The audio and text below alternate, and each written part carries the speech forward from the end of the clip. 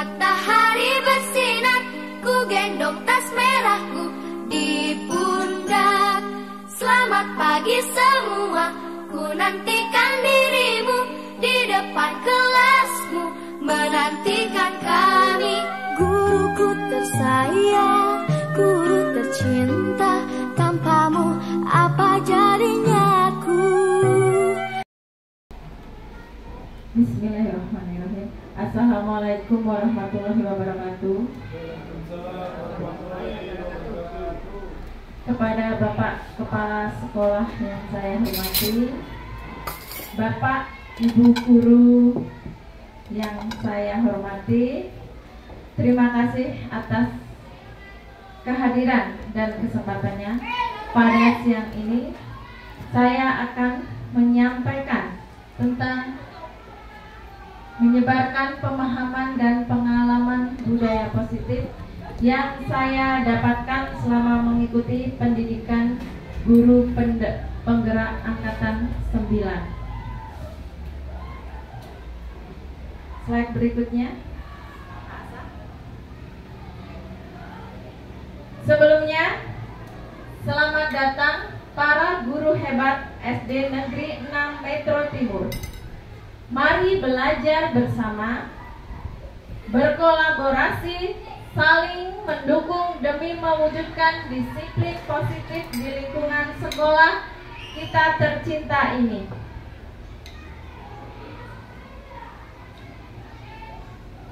Sebelumnya, perkenalkan, ini adalah fasilitator saya, Ibu Huzaimah Rosa, dan pengajar praktik saya, Bapak Difil Tirais.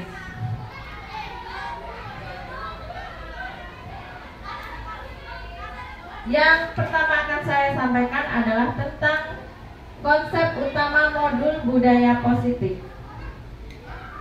Yang pertama itu adalah perubahan paradigma belajar. Yang kedua, disiplin positif. Yang ketiga, kebutuhan dasar manusia. Dan yang keempat adalah motivasi perilaku manusia. Dan yang kelima, posisi kontrol restitusi. Yang keenam, keyakinan kelas. Dan yang ketujuh adalah segitiga restitusi. Yang pertama, pembelajaran dengan paradigma baru. Pembelajaran paradigma baru dirancang sesuai dengan pembelajaran yang terdiferensiasi, sehingga setiap murid belajar sesuai dengan kebutuhan dari tahap perkembangannya untuk mewujudkan profil pelajar Pancasila. Ada berapa Bapak Ibu dimensi profil pelajar Pancasila? Ada 6, ya. Yang pertama, beriman dan bertakwa kepada Tuhan Yang Maha Esa. Beriman dan bertakwa kepada Tuhan Yang Maha Esa. Ada yang bisa menyanyikan dengan lagu Bu Poniti? Iya. Yang pertama adalah, pernah dengar lagunya Bapak Ibu? Dibuatkan dalam lagu ya. Belajar Pancasila, beriman dan bertakwa pada Tuhan Yang Esa, dan berakhlak mulia, berkebinekaan global, gotong royong mandiri, kreatif dan bernalar kritis. Iya, seperti itu ya Bapak Ibu. Iya. Mari kita ajarkan kepada murid-murid kita ya, supaya mengetahui 6 dimensi profil pelajar Pancasila. Ya. Kemudian pembelajaran dengan berdiferensiasi. Pembelajaran berdiferensiasi itu adalah pembelajaran yang menggunakan pendekatan yang memungkinkan guru untuk merancang pengalaman belajar yang relevan, menantang dan bermakna bagi murid ya. Ada 3 strategi dalam pembelajaran berdiferensiasi. Bisa menggunakan konten berupa proses dan produk ya. Kemudian yang berupa konten itu contohnya bisa mengandung jenis, muatan, atau konten apa yang diajarkan guru kepada murid. Kemudian diferensiasi proses adalah mengacu pada bagaimana murid memahami apa yang mereka sudah pelajari dalam pembelajaran yang didapat sehari-hari ya.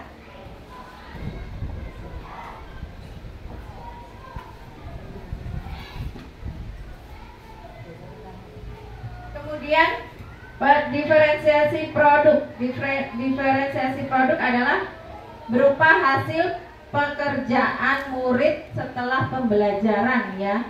Biasanya kalau kita di SD itu membuat prakarya ya, dia menghasilkan sebuah produk. Berikutnya, disiplin positif.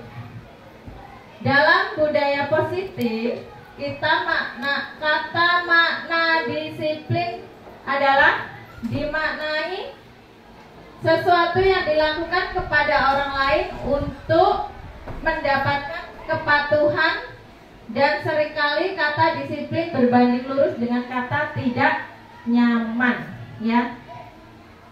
Bukan hanya pada murid ya, tetapi pada kita sebagai pendidik juga ya. Kadang mendengar kata disiplin itu sesuatu seperti mendengar kata yang seram atau menakutkan ya. Padahal disiplin itu adalah awal untuk kemajuan diri kita untuk menerapkan sifat disiplin. Kemudian sebagai pendidik, tujuan kita adalah menciptakan anak yang memiliki disiplin diri sehingga mereka dapat berperilaku sesuai dengan nilai-nilai kebajikan universal serta memiliki motivasi intrinsik bukan ekstrinsik ya. Jadi sebagai guru kita adalah pemimpin pembelajaran. Kita adalah teladan. Apa yang kita lakukan pasti akan ditiru oleh murid kita ya. Apalagi yang mengajar di kelas rendah ya. Anak kelas 1 dan kelas 2 itu kan masih senang bermain. Dia masih melihat sosok guru itu adalah sosok yang diidolakan ya, yang diikuti ya. Jadi makanya kita harus bisa memberikan contoh dan menjadi teladan yang baik untuk murid-murid kita. Karena apa yang kita lakukan pasti akan diikuti oleh murid kita ya.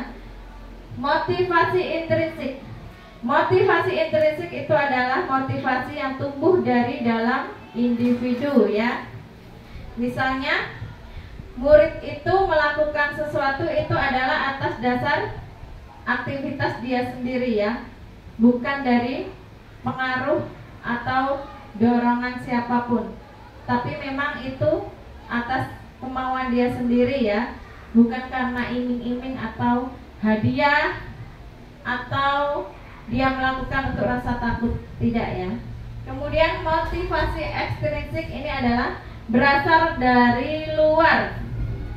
Misalnya pengaruh dari dorongan keluarga, teman, atau lingkungan di mana dia tinggal.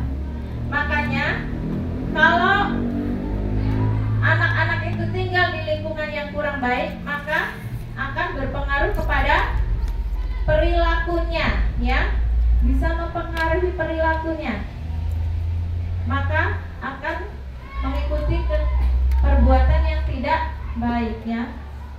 Motivasi ekstrinsik ini pengaruhnya ada yang positif dan ada yang negatif bagi anak-anak kita. Makanya kita harus sama-sama saling menjaga dan selalu memantau di mana anak-anak kita bergaul dengan siapa, di lingkungan di mana dia berada, karena itu sangat mempengaruhi perkembangannya. Berikutnya, disiplin positif merupakan salah satu cara untuk menerapkan nilai-nilai untuk menumbuhkan kesadaran kesadaran serta memberdayakan anak untuk melakukan sesuatu tanpa iming-iming, hadiah, ancaman, hukuman, dan sesuai dengan kesadaran sendiri. Jadi disiplin positif ini harus kita mulai terapkan sejak dini di sekolah maupun di rumah ya.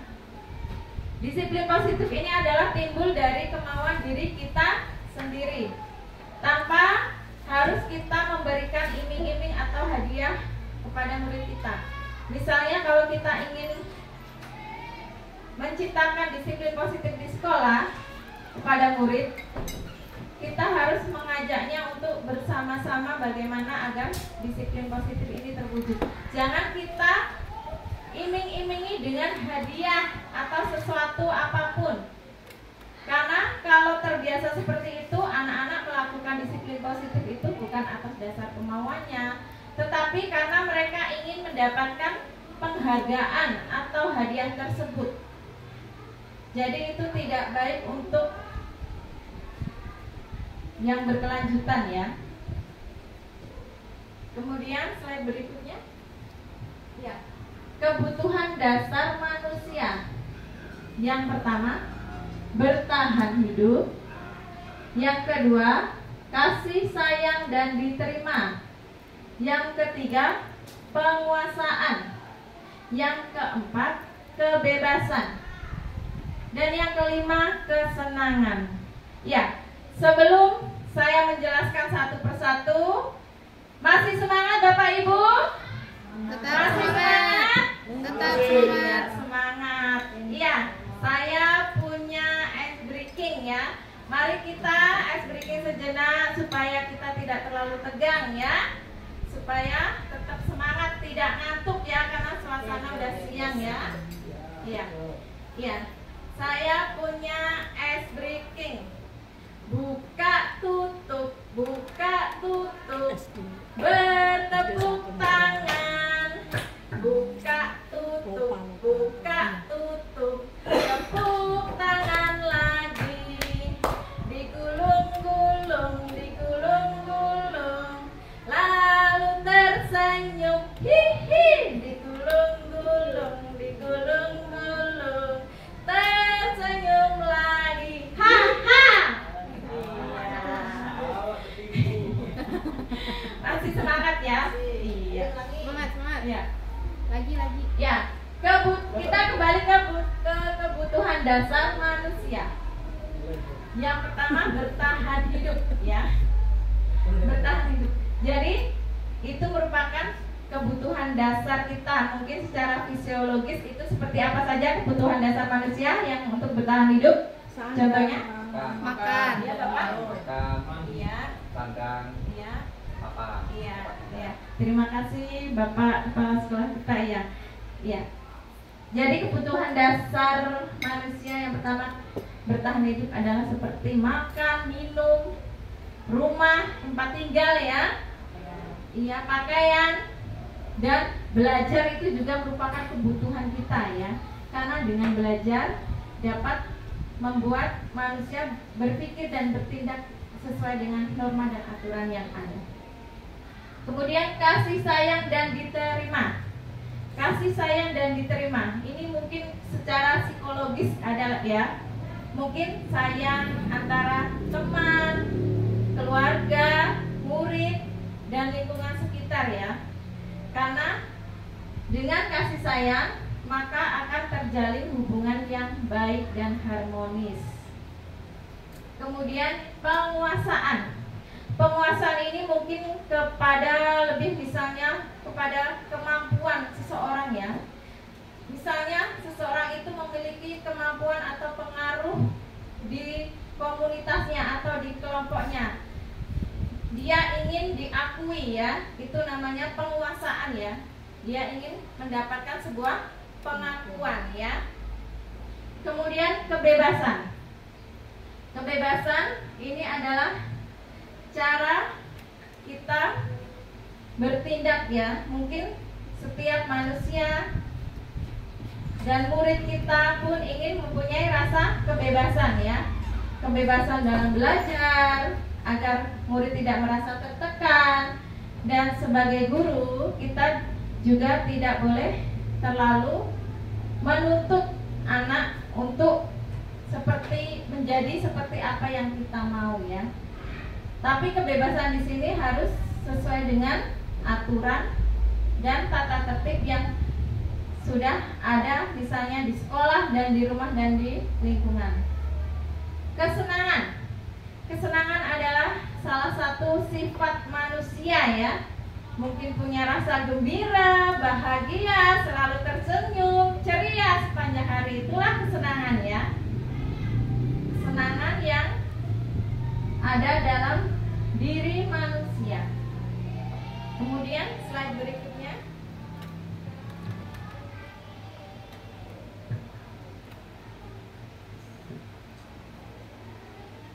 Berikutnya adalah motivasi perilaku manusia. Motivasi merupakan dorongan yang timbul pada diri seseorang secara sadar atau tidak sadar untuk melakukan suatu tindakan dengan tujuan tertentu. Ya. Jadi kita sebagai guru harus selalu memberikan motivasi yang terbaik untuk murid kita agar anak-anak merasa nyaman dan aman bersama gurunya ya. Berikan motivasi yang terbaik untuk anak-anak kita. Kemudian berikutnya, mendapatkan imbalan atau penghargaan dari orang lain. Murid melakukan disiplin diri karena ia ingin mendapatkan imbalan. Ini merupakan motivasi ekstrinsik ya. Ya. Jadi murid itu apabila melakukan disiplin karena ia ingin mendapatkan imbalan, ini adalah sesuatu yang tidak baik ya. Karena bukan secara kemauannya ya. Karena ada dorongan ingin mendapatkan imbalan. Kemudian menghindari ketidaknyamanan dan hukuman. Biasanya murid juga melakukan disiplin karena dia takut dihukum ya. Jadi mau tidak mau dia harus melaksanakan disiplin. Kemudian menghargai nilai-nilai kebajikan diri sendiri. Murid melakukan disiplin diri karena sadar akan nilai kebajikan dirinya. Ini merupakan motivasi intrinsik. Jadi motivasi perilaku manusia dari ketiga contoh ini yang paling baik untuk kita terapkan kepada murid adalah secara intrinsik ya. Murid melakukan disiplin diri karena sadar akan nilai kebajikan dirinya ya, bukan atas pamrih atau ingin mendapatkan pujian. Berikutnya, konsep disiplin dengan identitas gagal.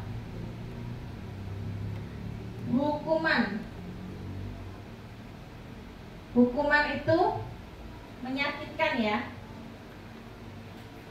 Kemudian hukuman itu membuat kita tidak nyaman. Kemudian bisa membuat murid menyembunyikan kesalahannya dan membuat murid menjadi rendah diri. Jadi sebagai guru kita tidak boleh memberikan hukuman atas sesuatu tindakan yang sudah dilakukan oleh murid kita ya.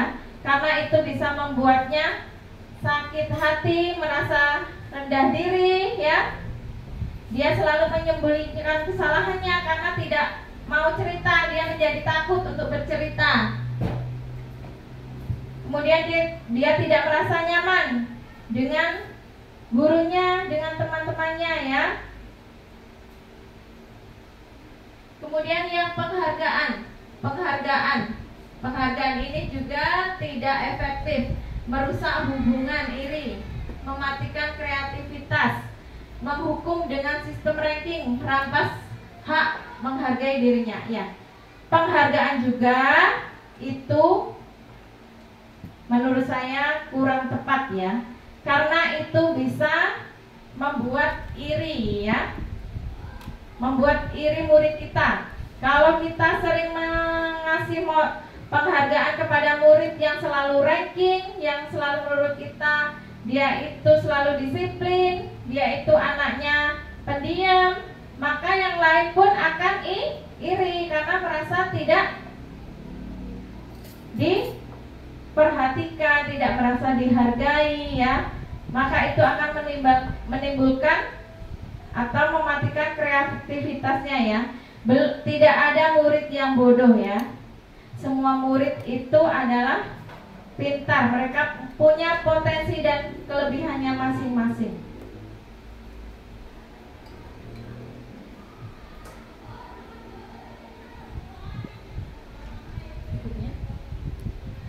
Konsep disiplin dengan identitas sukses.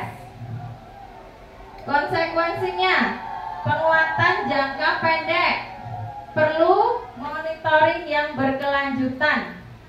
Kemudian adanya stimulus dan respon. Murid menghormati peraturan. Kehilangan waktu untuk merenungi kesalahan. Restitusi. Murid tanggung jawab untuk perilakunya. Fokus pada pemecahan masalah jangka panjang. Murid menghormati dirinya dan orang lain. Teori kontrol, memegang kontrol atas dirinya sendiri. Kemudian murid bersama-sama memperbaiki kesalahannya.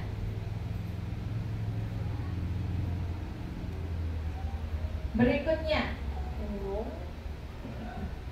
konsep disiplin positif. Pendekatan restitusi. Pendekatan restitusi adalah sebuah cara menanamkan disiplin kepada murid. Pengertian restitusi adalah proses menciptakan kondisi bagi murid untuk memperbaiki kesalahan mereka, sehingga mereka bisa kembali kepada kelompoknya dengan karakter yang lebih kuat. Ciri-cirinya bukan menebus kesalahan, tapi belajar dari kesalahan. Memperbaiki hubungan. Tawaran bukan paksaan. Menuntun untuk melihat ke dalam diri.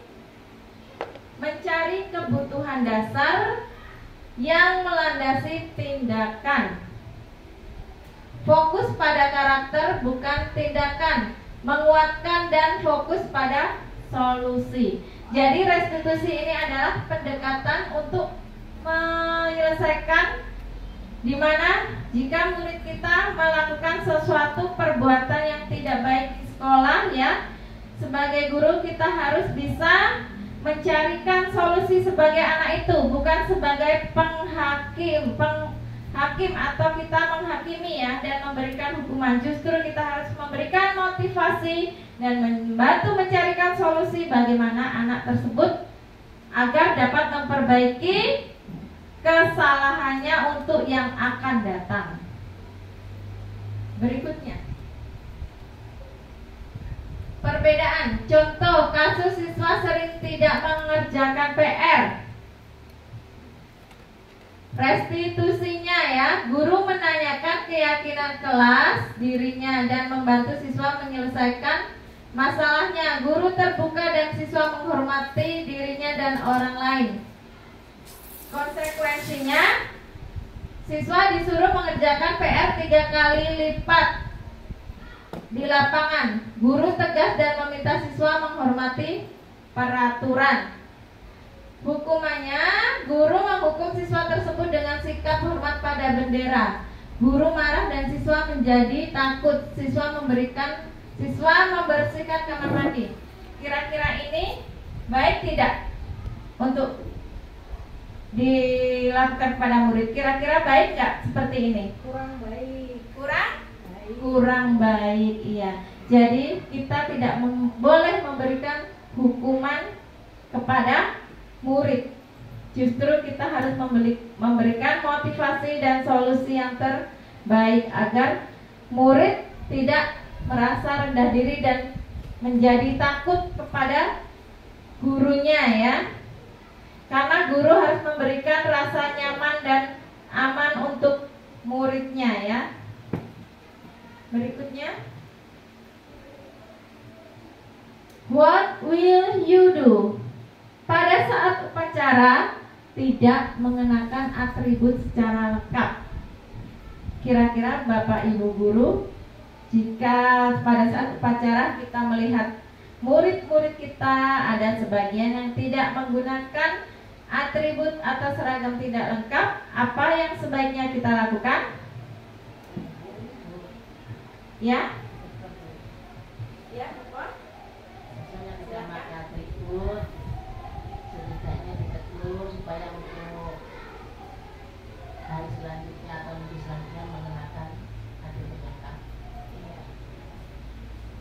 Ya, terima kasih atas jawabannya dari Bu Poniti ya. Bu Poniti menyampaikan jika melihat siswa atau murid kita yang tidak menggunakan atribut secara lengkap, bisa kita menegurnya dengan cara baik-baik, menasehatinya agar untuk upacara yang akan datang tidak mengulanginya lagi. Terima kasih Bu Poniti. Berikutnya, 5 posisi kontrol restitusi. Jadi posisi kontrol itu ada 5. Yang pertama, penghukum ya. Jadi sebagai guru kita tidak boleh menjadi penghukum bagi murid-murid kita ya. Misalnya dalam belajar di kelas, kita melihat murid kita melakukan perbuatan yang tidak menyenangkan atau yang tidak baik ya. Kita tidak boleh langsung memberikan hukuman atau misalnya dengan kata-kata kasar, awas kalau kamu tidak menurut dengan Bapak Ibu guru ya, awas kalau kamu tidak mau belajar seperti itu ya. Tidak boleh menggunakan kata-kata seperti itu karena itu bisa menyakiti anak ya, anak bisa rendah diri. Itu termasuk perbuatan penghukum secara verbal ya. Dengan kata-kata itu adalah secara verbal. Penghukum itu kan bisa secara fisik dan verbal. Kemudian membuat rasa bersalah. Nah, ini juga tidak bagus ya. Jika kita melihat anak kita tidak mengerjakan PR atau mungkin dia dalam belajar ngantuk, ngobrol sendiri ya, itu kita tidak boleh langsung memarahinya ya. Jadi kita harus menasihatinya secara lembut, secara halus dengan kata-kata yang baik ya. Karena anak kalau dibentak langsung dia pasti akan nangis, kecewa, kaget ya. Dia mempunyai rasa bersalah ya. Jadi nanti dia akan takut ya. Jadi kita harus menasihatinya dengan kata-kata yang lembut, yang halus ya. Mungkin kata-kata yang baik yang memotivasi anak ya. Kemudian teman. Di sekolah kita pendidik bukan hanya pemimpin pembelajaran, bukan hanya mengajar ya, tetapi kita juga bisa menjadi teman yang baik untuk murid kita ya. Misalnya ada anak sedang mengalami masalah belajar atau mungkin ada masalah dari keluarga ya, kita bisa menjadi teman sharingnya, teman curhat anak, tetapi masih dalam batasan-batasan dengan aturan yang ada ya. Kita tidak juga boleh terlalu dekat ya. kita harus punya batasan-batasan tertentu ya. Jadi anak itu bisa menjadi teman untuk guru juga ya. Kemudian pemantau. Ya, sebagai guru kita harus juga memantau perilaku, sikap anak didik kita di sekolah maupun di rumahnya ya. Mungkin kalau di sekolah kita bisa memantaunya dengan kita punya, misalnya administrasi guru itu salah satunya buku tindak lanjut ya. Ya, itu bisa untuk mengecek atau memantau perilaku anak-anak kita dalam belajar setiap hari. Kita kan tiap guru pasti membuat buku tindak lanjut jika ada masalah atau perilaku apa yang dihadapi oleh murid atau yang terjadi di sekolah. Kalau memantau di rumah mungkin adanya kolaborasi dan kerjasama antara guru dengan orang tua murid. Harus paling tidak sering menanyakan apa kemajuan atau kesulitan, atau misal ada sesuatu hambatan yang dialami oleh muridnya dalam belajar atau perilaku yang tidak baik di rumah ya, bisa kita sharing dengan orang tua murid. Apalagi sekarang ada grup kelas. Kemudian yang berikutnya adalah manajer. Selain pemimpin pelajaran, guru adalah sebagai manajer. Manajer itu berarti guru harus bisa bertindak secara adil, tidak membeda-bedakan ya. Harus bisa mencarikan sebuah solusi yang terbaik atas kesalahan atau perbuatan misalnya yang dialami oleh murid dalam melakukan perbuatan yang salah. Guru sebagai manajer harus bisa menengahi dan mencarikan solusi yang terbaik agar kedepannya anak dapat agar hidup lebih mandiri, bertanggung jawab atas kesalahan yang diperbuatnya. Dia bisa menyelesaikan masalah yang diperbuatnya. Slide berikutnya.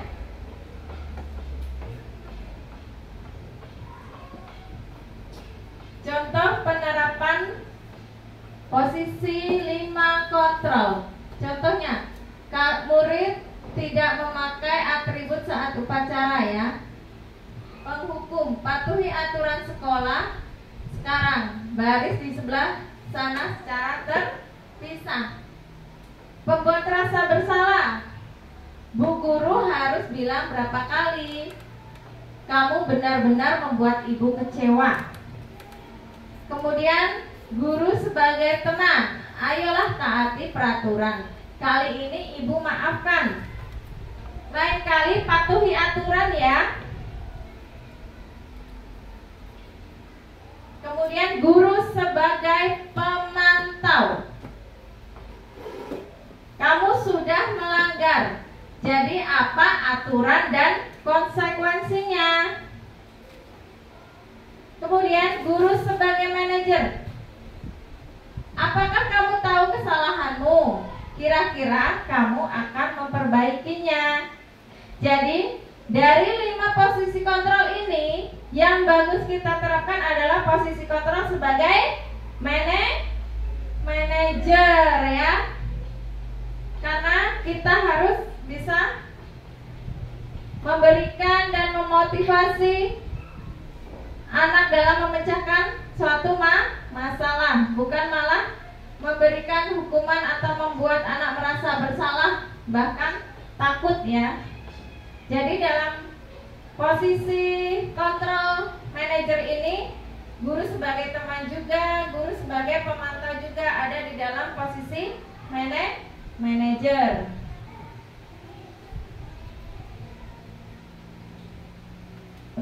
Slide berikutnya. Keyakinan kelas. Mengapa keyakinan kelas bukan peraturan kelas?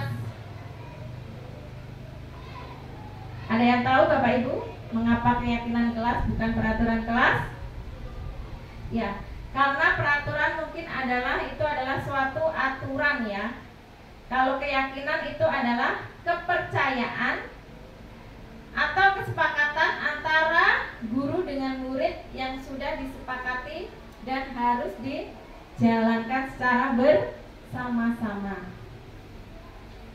Contohnya, mengapa kita ada aturan mengenakan helm saat mengendarai sepeda motor? Ini merupakan keyakinan atau peraturan? Ya Bapak Ibu, masih semangat?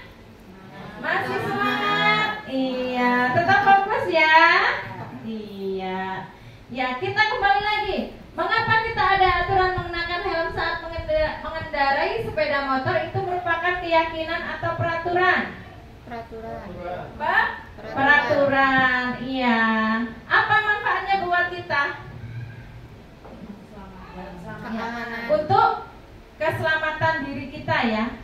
Iya.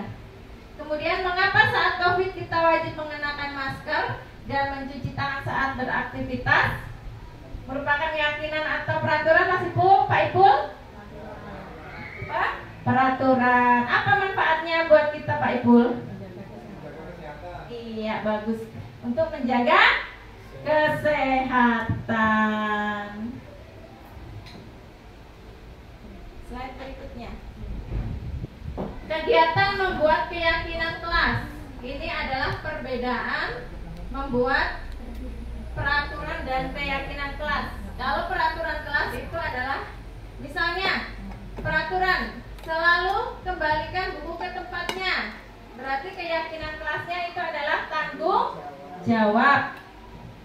Dilarang mengganggu orang lain. Berarti keyakinan kelasnya dengan kalimat positif adalah menghormati orang lain. Hadir di sekolah 15 menit sebelum pembelajaran dimulai. Keyakinan kelasnya adalah menghormati orang lain atau berkomitmen. Dilarang melakukan kekerasan, berarti keyakinan kelasnya adalah keselamatan, ya. Menghormati orang lain. Dilarang menggunakan narkoba, berarti keyakinan kelasnya itu adalah untuk kesehatan, iya. Bergantian atau menunggu giliran. Keyakinan kelasnya adalah menghormati orang lain atau bersabar. Gunakan masker, itu untuk kesehatan dan keselamatan. Kemudian jangan berlari di kelas atau koridor. Itu adalah keselamatan dan keamanan.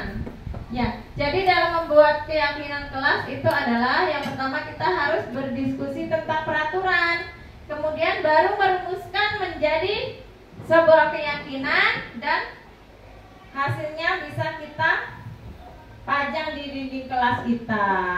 Ya, slide berikutnya.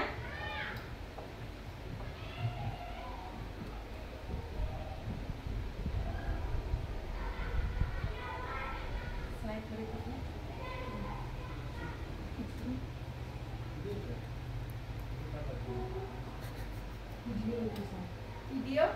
Video.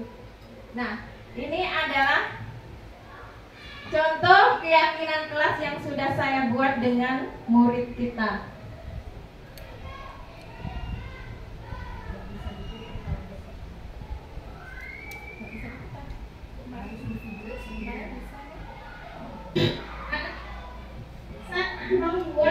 Silakan kita simak bersama-sama Bapak Ibu.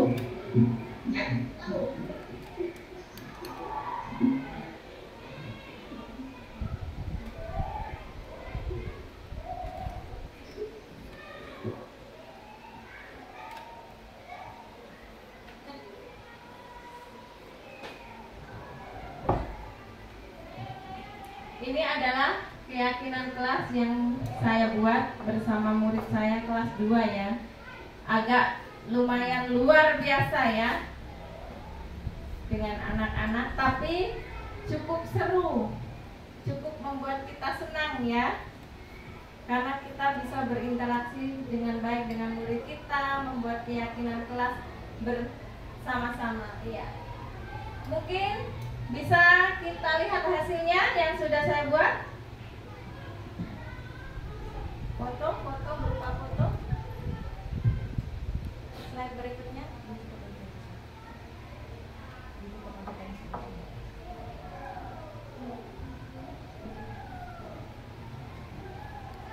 Slide berikutnya.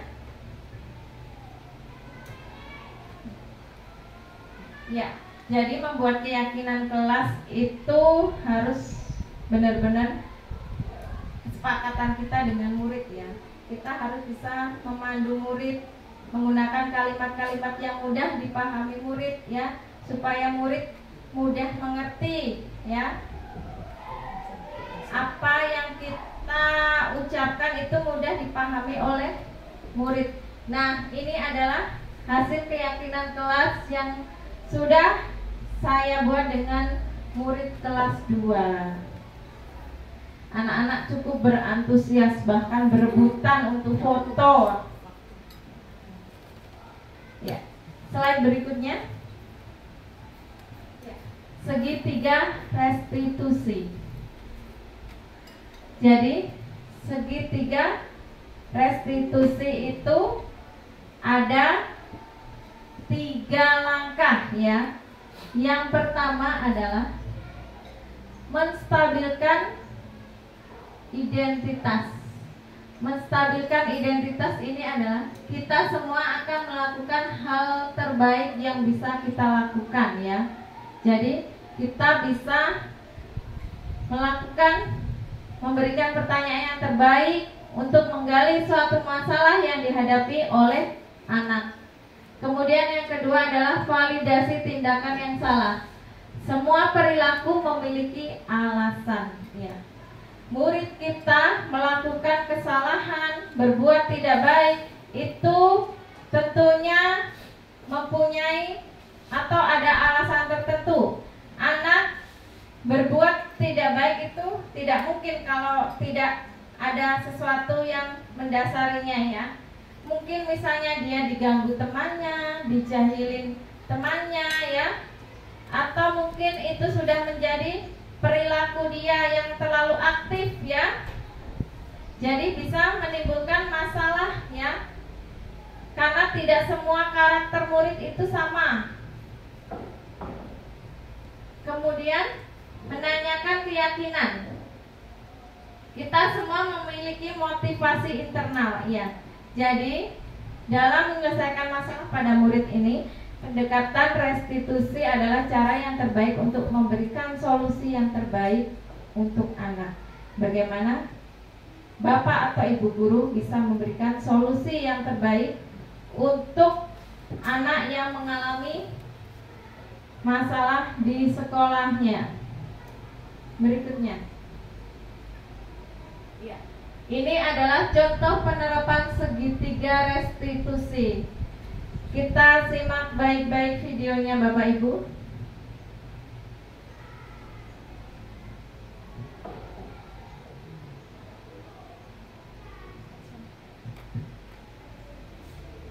Salam dan bahagia Ibu dan Bapak guru hebat. Pada video kali ini kita akan membahas tentang salah satu program disiplin positif yang diterapkan di lingkungan sekolah yang dikenal dengan nama restitusi.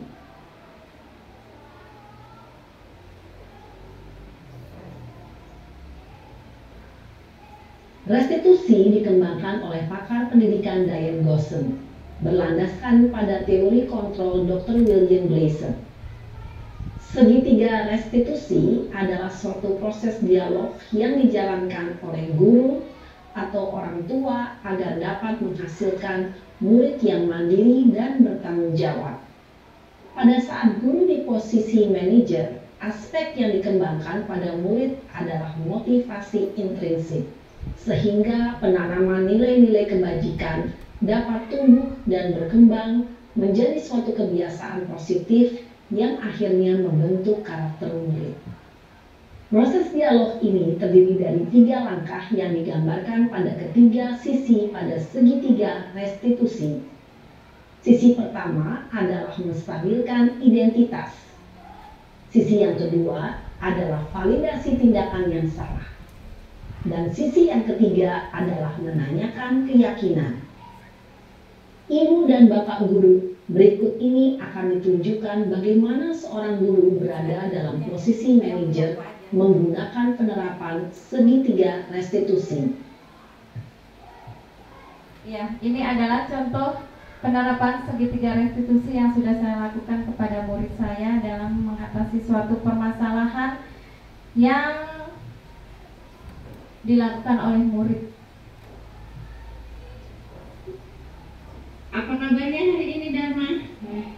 Baik? Alhamdulillah. Tahu nggak kenapa Dharma ibu panggil ke kantor? Hah? Tidak tahu. Iya. Dharma sudah melakukan kesalahan apa? Tidak mengerjakan PR. Aku tidak mengerjakan PR.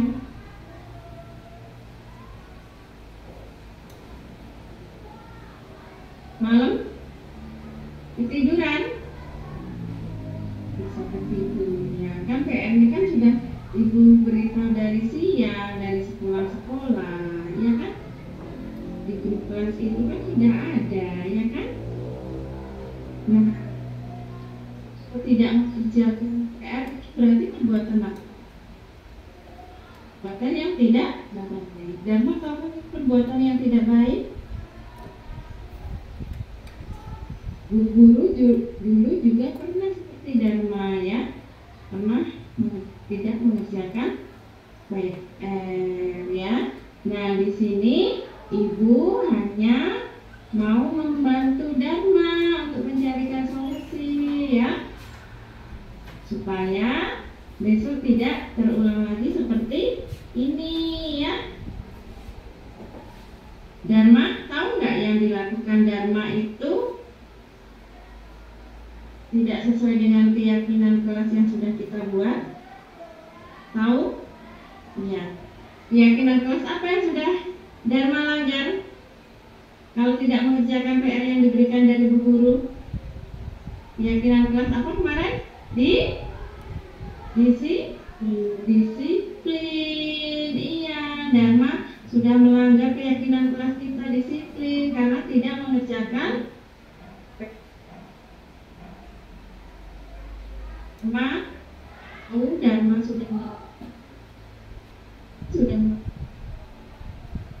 melanggar keyakinan kelas kita yang sudah kita buat, ya. Untuk yang akan datang, apa yang akan Dharma lakukan supaya tidak terulang lagi? Apa? Kalau ada PR lagi, apa yang akan Dharma lakukan? Dikerjakan, ya. Janji. Iya. Baik. Jadi nanti kalau ada PR lagi besok-besok, ya, harus dikerjakan. Caranya apa? Setelah pulang sekolah itu langsung dibuka bukunya, ya, PR saya tadi mana, ya, biar tidak lupa. Jadi kalau malam itu udah mau tidur itu udah nggak mikirin PR-nya lagi, ya. Jadi lebih semangat, ya. Dharma mau pintar kan? Iya, sip. Jadi besok harus lebih disiplin dalam mengerjakan PR yang diberikan dari bu guru ini. Terima kasih, ya. Iya. Itu adalah contoh penerapan segitiga restitusi dalam menyelesaikan masalah kepada murid yang sudah saya terapkan kepada murid saya, dan alhamdulillah perkembangannya bagus buat murid, ya. Dia mulai merubah perilakunya, Yang tadinya nggak mau nulis, nggak mau mengerjakan PR, sekarang pelan-pelan dia mau memperbaikinya. Semua itu butuh proses dan waktu. Ya, demikian yang dapat saya sampaikan tentang budaya positif, disiplin positif, keyakinan kelas, dan tentang segitiga restitusi, bagaimana guru menyelesaikan masalah yang dihadapi oleh murid, ya. Mari bersama-sama kita berkolaborasi, saling mendukung dan kerjasama untuk memajukan budaya positif di sekolah kita secara berkelanjutan agar terwujudnya anak-anak yang berkarakter dan berperilaku yang baik. Ya, terima kasih. Cukup sekian saya sampaikan. Wassalamualaikum warahmatullahi wabarakatuh. Waalaikumsalam warahmatullahi wabarakatuh.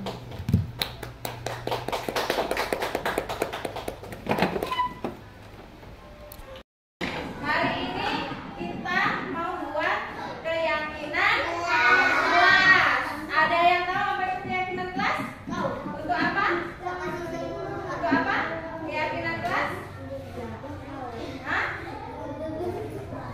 Coba supaya kalian senang di kelas, belajarnya itu bahagia. Jadi kita harus buat keyakinan kelas supaya kelas kita bersih. Terus apa lagi? Rapi. Kelas kita? Iya tadi bersih ya, rapi. Kelas kita baik. Kalau kelas kita bersih, rapi, kita pasti akan nyaman belajar. Ayo. Nah, ibu punya sesuatu ya. Ibu punya kertas berwarna-warni ya. Nanti buat keyakinan kelasnya, tuliskan di kertas yang berwarna-warni ini ya. Kalau sudah nanti ditempel. Siapa yang suka warna? Ini warna apa?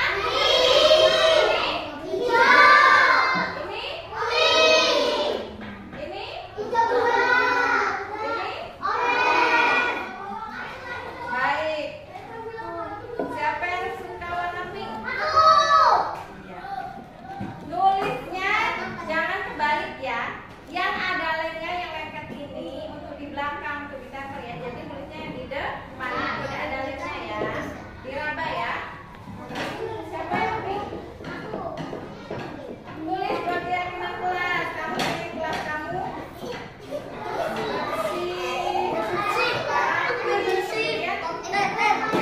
Kelas kamu pengen saling tolong menolong, sopan dalam berbicara, apa disiplin, seperti itu ya.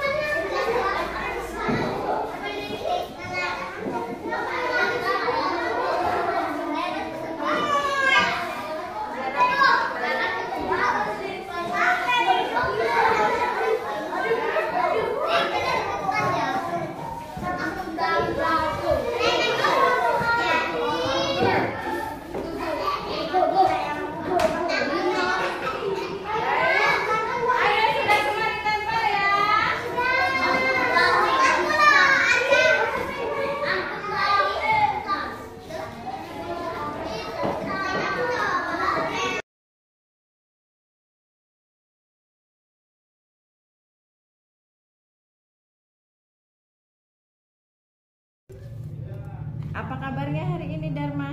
Baik. Baik? Alhamdulillah. Tahu nggak kenapa Dharma ibu panggil ke kantor? Hah? Tidak tahu. Iya. Dharma sudah melakukan kesalahan apa? Tidak mengerjakan PR. Iya. Kenapa tidak mengerjakan PR?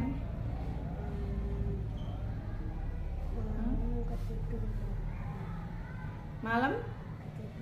Ketiduran? Kok bisa ketiduran? Kan PR-nya kan sudah ibu beritahu dari siang, dari sepulang sekolah, ya kan? Di grup kelas itu kan sudah ada, ya kan? Nah, kalau tidak mengerjakan PR itu berarti perbuatan apa? Perbuatan yang tidak baik. Dharma tahu kan itu perbuatan yang tidak baik? Hah? Iya, Bu Guru dulu juga pernah seperti Dharma ya, pernah tidak mengerjakan PR ya.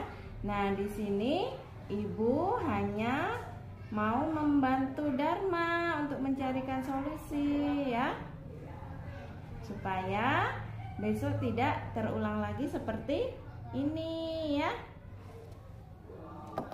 Dharma, tahu nggak yang dilakukan Dharma itu